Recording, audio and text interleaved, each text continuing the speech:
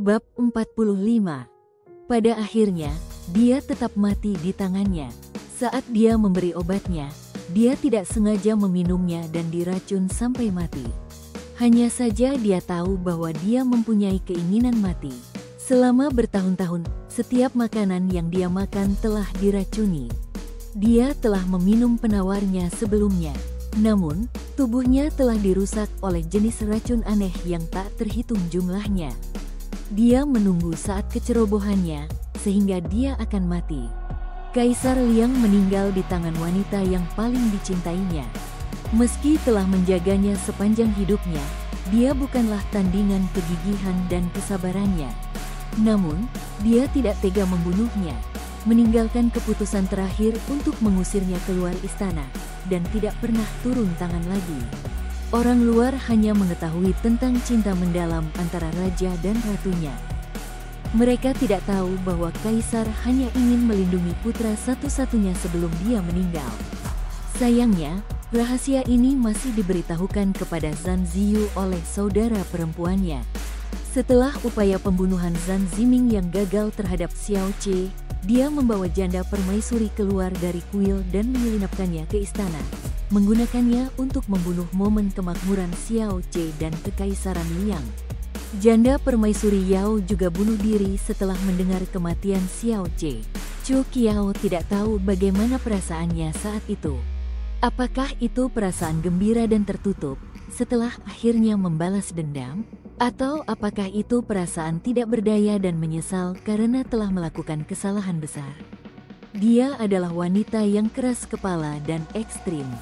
Karena kejadian yang terjadi saat itu, dia membunuh dua pria yang paling dia cintai di dunia. Sampai nafas terakhirnya, apakah dia masih akan tertawa karena akhirnya berhasil mencapai akhir? Bisa tidak. Lagi pula, ketika dia membalaskan dendam suami dan putranya, dia membunuh suami dan putranya yang lain. Karena perseteruannya, dia menghancurkan hidup wanita lain. Setelah kematian janda permaisuri Yao, dia dimakamkan bersama Kaisar Shizong di Meisan. Saat itu, ketika mereka masih hidup, mereka terus-menerus membenci satu sama lain. Mereka berkelahi, berkomplot, dan mencoba membunuh satu sama lain, dan terjerat dalam jaringan kebencian sepanjang hidup mereka. Pada akhirnya, mereka dipertemukan kembali di mausoleum kekaisaran yang dingin hanya dengan satu sama lain sebagai teman selama-lamanya, tidak pernah dipisahkan lagi. Chu Qiao tidak tahu apa yang terjadi saat itu. Dia juga tidak mengerti mengapa perasaan benci bisa menyebabkan seseorang menjadi begitu menakutkan. Namun, dia berpikir dalam hati bahwa terkadang, janda permaisuri Yao masih memiliki perasaan cinta keibuan terhadap Xiao Qie. Dia masih ingat sore yang cerah itu ketika wanita tua itu berkata kepadanya sambil mengerutkan kening, dia bermain-main di istana sepanjang hari. Jika kamu ada waktu luang, tolong bujuk dia. Lagi pula, dialah yang putra mahkota Liang. Dia tidak bisa main-main lagi. Pada akhirnya, dengan kematian Raja Luo, sisa-sisa cinta yang terakhir pun padam. Dia telah dikonsumsi oleh iblis di dalam hatinya, membayar harganya dengan kehilangan nyawanya.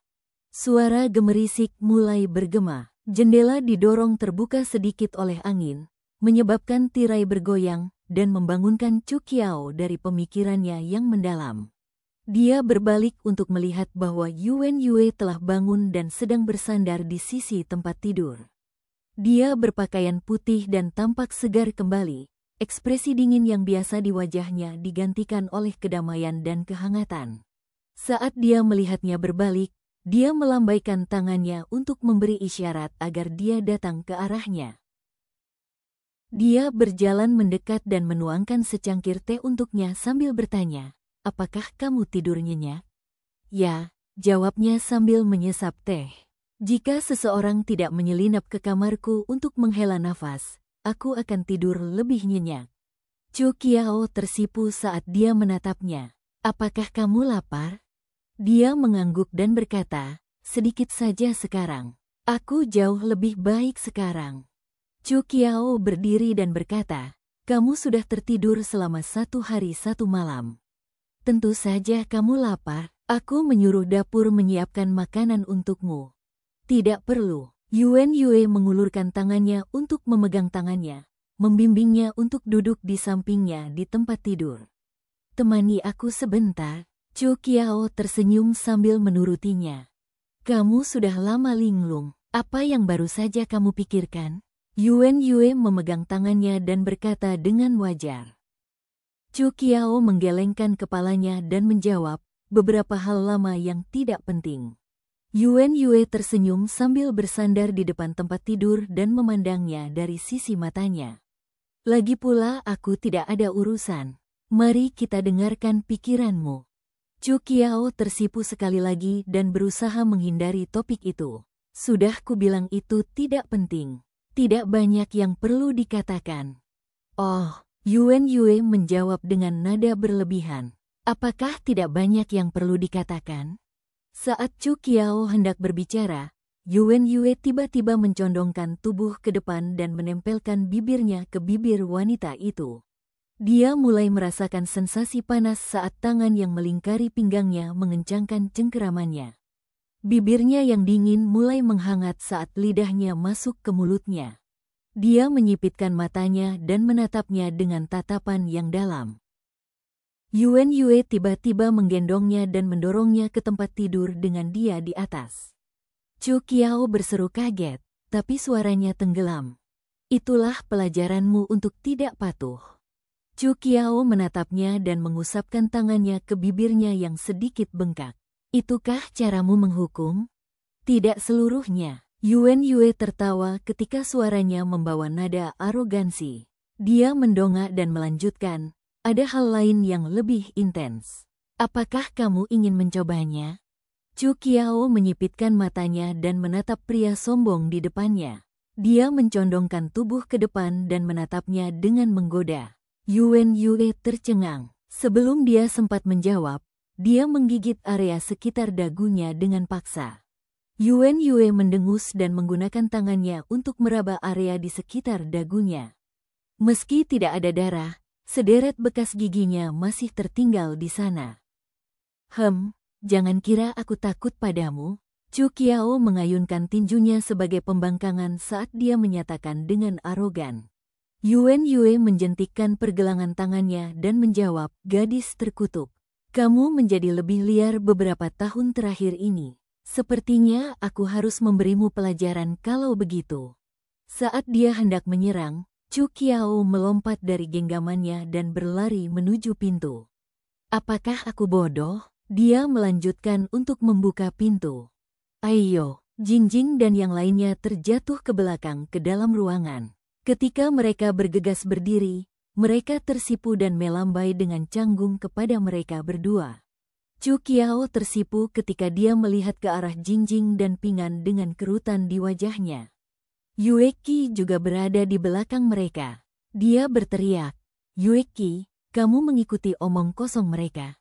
Hur, itu, aku baru saja lewat. Aku ingin mengajak kalian berdua makan, hur.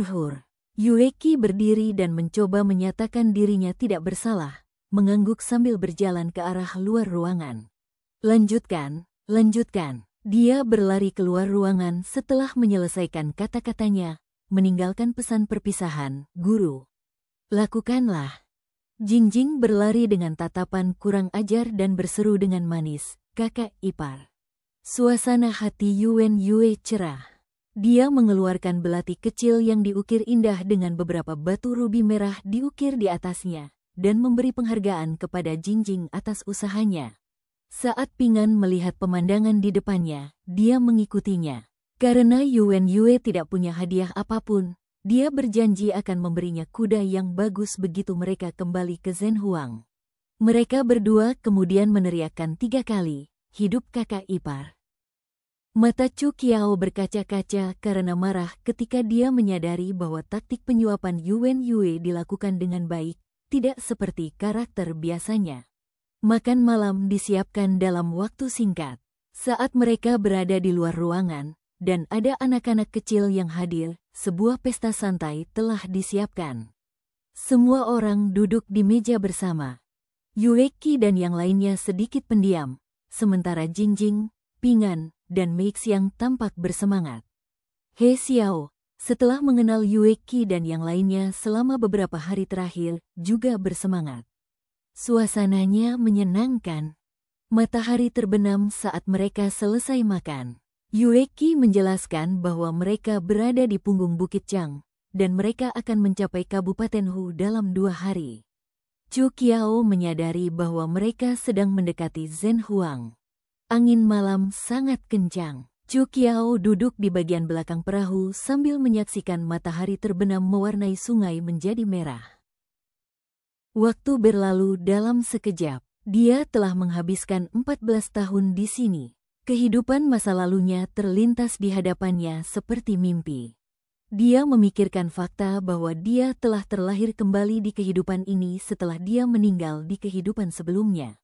Akankah Xiao Ce melanjutkan hidupnya di dunia lain?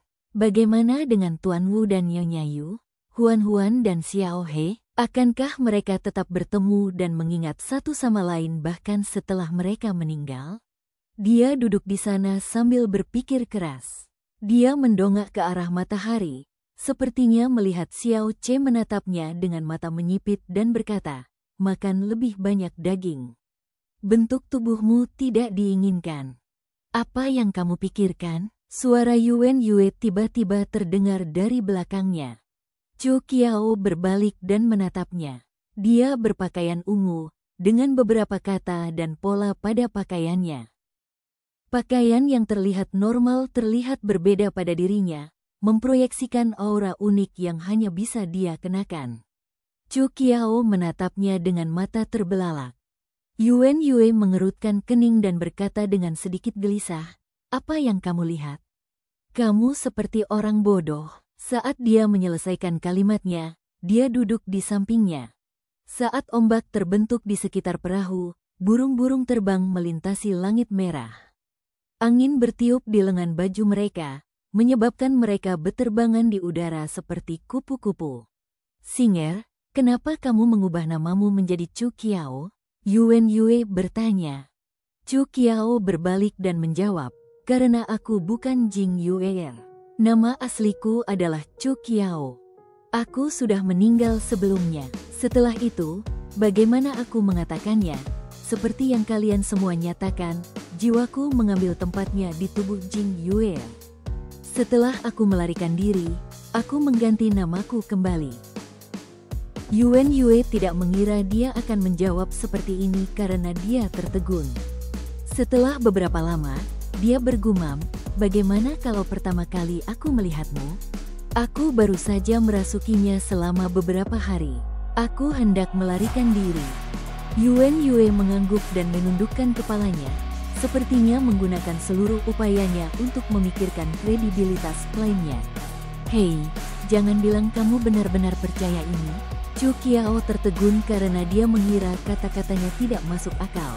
Dia ingat bahwa dia pernah mengatakan hal ini kepada Yan Sun ketika mereka masih muda. Dia mengira otaknya rusak karena demam. Kemudian, dia mulai memberinya semangkuk obat. Sejak saat itu, dia tidak pernah menyebutkan hal ini lagi. "Aku percaya padamu."